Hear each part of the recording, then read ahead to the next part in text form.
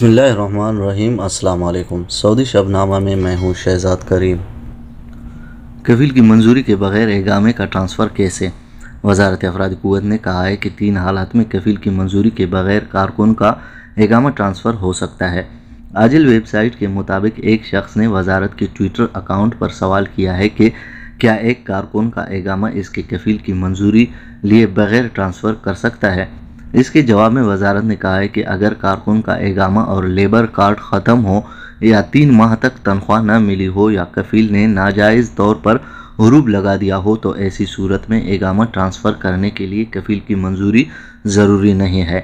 ایسے کسی بھی کارکن کا ٹرانسفر نہیں ہو سکتا جس کا لیبر کارڈ تجدید شدہ ہو یا اس کی تجدید کی فیس ادا کر دی گئی ہو۔ غیر ملکیوں کے لیے ڈیجیٹل اقامہ رکھنا لازمی یا نہیں؟ محکمہ پاسپورٹ کا بیان۔ غیر ملکیوں کے لیے ڈیجیٹل اقامہ رکھنا لازمی نہیں، وہ اقامہ کارڈ پر بھی اکتفا کر سکتے ہیں۔ اخبار 24 کے مطابق محکمہ پاسپورٹ کے ترجمان کیپٹن ناصر العتیبی نے کہا ہے کہ غیر ملکیوں کے لیے ڈیجیٹل اقامہ اس وقت لازمی نہیں، یہ اختیاری ہے، جو چاہے اسے ابشر کے ذریعے ڈاؤن لوڈ کر سکتا ہے، وہ چاہے تو اقامہ کارڈ پر بھی اکتفا کر سکتا ہے۔ اقامہ کارڈ دکھانے کے بعد اس سے کسی بھی ادارے میں ڈیجیٹل اقامہ طلب نہیں کیا جائے گا۔ ڈیجیٹل اقامے میں یہ سہولت ہے کہ اسے اسمارٹ فونز میں محفوظ کیا جا سکتا ہے۔ ڈیجیٹل اقامہ دکھانا ہی کافی ہوتا ہے۔ واضح رہے کہ محکمہ پاسپورٹ نے گزشتہ عرصے کے دوران ڈیجیٹل اقاموں کا اجرا کیا تھا جسے ابشر ایپ کے ذریعے حاصل کیا جا سکتا ہے۔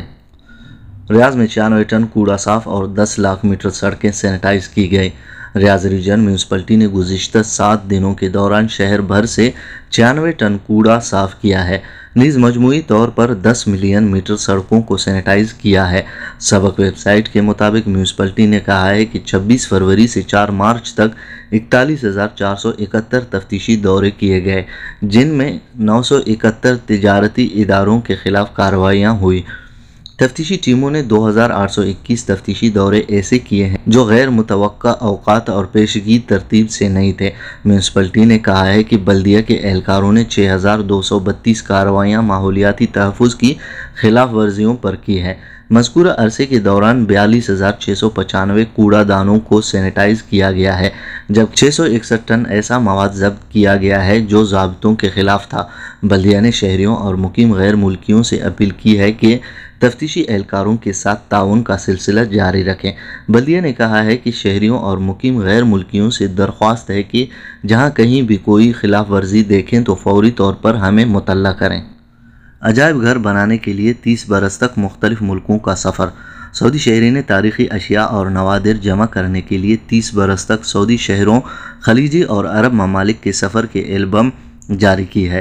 مغربی سعودی عرب کے معروف شہر طائف میں 6,000 مربع میٹر کے پلاٹ پر عجائب گھر بھی قائم کیا ہے۔ العربیہ نیٹ کے مطابق علی الخلف الشریف نے الشریف تاریخی عجائب گھر میں سینکڑوں نوادر سجا دیے ہیں۔ یہ سعودی عرب کے بڑے نجیب عجائب گھروں میں سے ایک ہے۔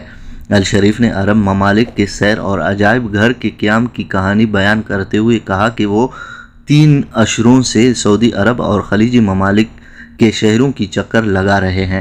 اس دوران بہت سارے نوادر کی نیلامی اپنے نام کرائی، جبکہ رشتہ داروں اور دوست احباب سے 50 نوادر حاصل کیے۔ 1420 میں پرانے طرز کی عمارت میں عجائب گھر کی بنیاد ڈالی۔ سعودی شہری نے بتایا کہ اپنے عجائب گھر میں چھوٹا عوامی بازار بھی لگایا ہے۔ یہ متعدد دکانوں پر مشتمل ہے۔ ہر دکان کسی نہ کسی دستکاری کے لیے خاص ہے۔ ہر دکان میں ہر دستکاری سے متعلق حالات سجائے گئے ہیں۔ الشریف عجائب گھر آنے والی نسلوں کو آباء و اجداد کی طرز حیات کا شفاف اور جامع تصور دے رہا ہے۔ انہوں نے بتایا کہ عجائب گھر متعدد ہالوں پر مشتمل ہے۔ ایک ہال گہوے کے سامان پر مشتمل ہے، دوسرا ہال تلواروں، بندوقوں، نیزوں، تیروں کا احاطہ کیے ہوئے ہیں، ایک ہال میں زرعی آلات ہیں۔ عجائب گھر کا ایک حصہ ملبوسات اور زیورات سے سجا ہوا ہے۔ عجائب گھر میں قدیم ترین منقش پتھر بھی رکھا ہوا ہے، یہ 2 صدی ہجری کا ہے۔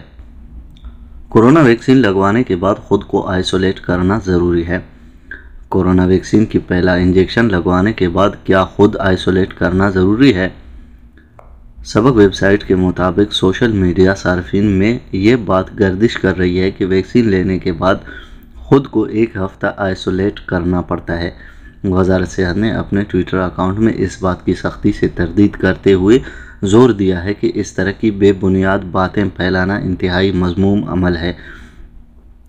وزارت صحت شہریوں اور مقیم غیر ملکیوں کو صحیح معلومات مستند ذرائع سے حاصل کرنے کی تاکید کرتے ہوئے کہا ہے کہ وزارت صحت سمیت تمام سرکاری محکموں میں تعلقات عامہ کے شعبے موجود ہیں جو اپنے ادارے کے متعلق سوالات کی فوری جوابات دیتے ہیں۔